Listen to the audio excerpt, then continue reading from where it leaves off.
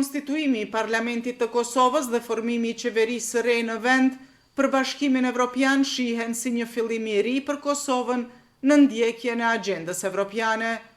Zyrtarët e BE-s përgëzojnë përpjekjet e udhëheqësve politik për krijimin e hapësirës për dialog dhe ndërtimin e kompromisit për formimin e institucioneve. Ka shumë punë përpara për të avancuar marrëdhëniet BE-Kosovë dhe procesin e normalizimit me Serbinë.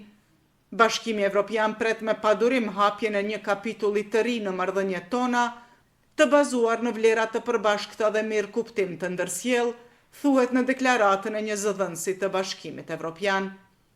Në këtë kontekst, nga zyra e shtypit e Bashkimit Evropian rikonfirmohet gatishmëria e shefes së diplomacisë evropiane Kaja Kallas për të organizuar së shpejti një takim të liderëve në kuadër të dialogut.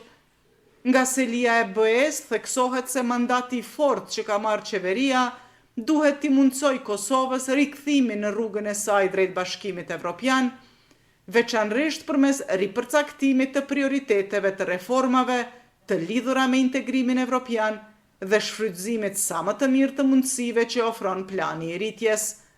Bashkimi Evropian rikonfirmon gatishmërinë për ta mbështetur Kosovën në këtë proces.